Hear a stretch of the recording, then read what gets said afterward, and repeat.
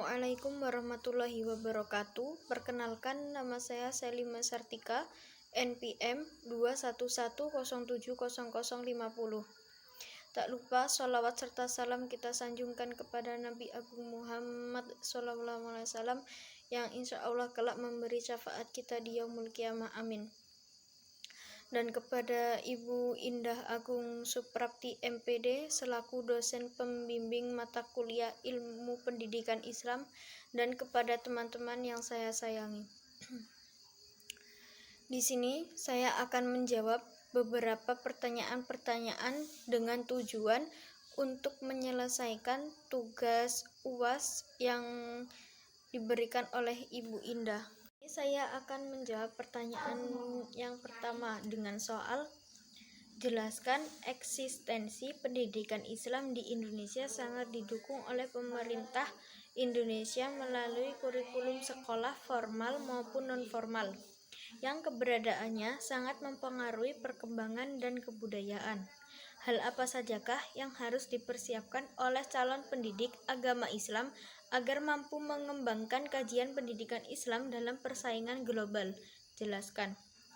Hal yang harus dipersiapkan yaitu membangun paradigma pendidikan Islam yang sempurna, membangun model pendidikan Islam yang ideal, memperkaya kurikulum PAI yang sebenarnya, yang berwawasan, dan membuat pusat pembangunan guru, dan yang terakhir benchmarking dengan world class school.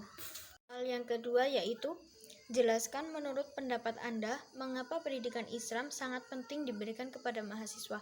Karena pendidikan agama Islam itu bisa disebut sebagai pondasi agama kita, dan apabila mahasiswa tidak diberikan tentang pendidikan agama Islam, maka pengetahuan tentang agama kita tentang agama Islam itu kurang, dan kita sebagai umatnya harus mendalami. Dan apabila kita kurang dalam mempelajari agama Islam, diibaratkan dalam pondasi itu kurang sempurna. Yang kedua yaitu apa dampaknya apabila pembelajaran PAI dihapuskan untuk pelajar tingkat SD, SMP, dan SMA?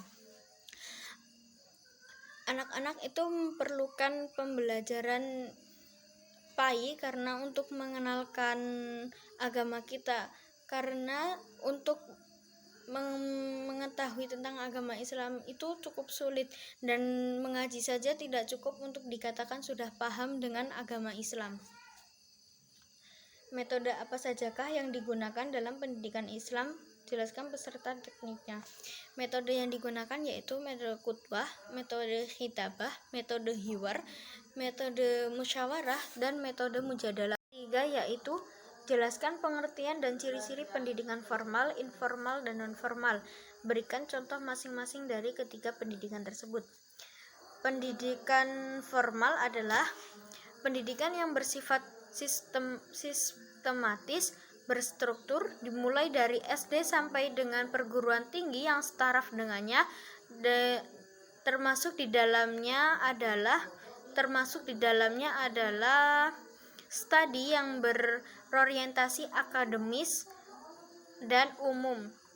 Ciri-cirinya yaitu memiliki kurikulum, materi bersifat formal, dan peserta didik mengikuti ujian formal. Contohnya yaitu TK, RA, MI, SD, SMP, MTS, dan seterusnya. Yaitu sistem non-formal, sistem pendidikan yang tidak memerlukan partisipasi pelajar, dengan mengurangi kontak antara instruktur dan pelajar. Ciri-cirinya yaitu tidak ada batasan usia, jadwal dan silabus dapat disesuaikan, lalu direncanakan dan dilakukan di luar sekolah. Contohnya yaitu siraman rohani dan lembaga pelatihan dan kursus, yaitu pendidikan informal. Pendidikan informal adalah pendidikan yang dilakukan di lingkungan keluarga dan lingkungan di mana pendidikan tersebut belajarnya dilakukan secara mandiri. Ciri-cirinya yaitu orang tua adalah guru bagi anaknya, dan yang kedua, peserta didik atau anak tersebut tidak mengikuti ujian atau tidak adanya ujian. Contohnya, pendidikan agama, pendidikan etika, dan pendidikan budi pekerti. Cukup sekian presentasi atas jawaban-jawaban soal yang dapat saya berikan. Apabila terdapat salah kepada teman-teman, saya mohon maaf, dan kepada Tuhan saya mohon ampun. Saya akhiri. Wassalamualaikum warahmatullahi wabarakatuh.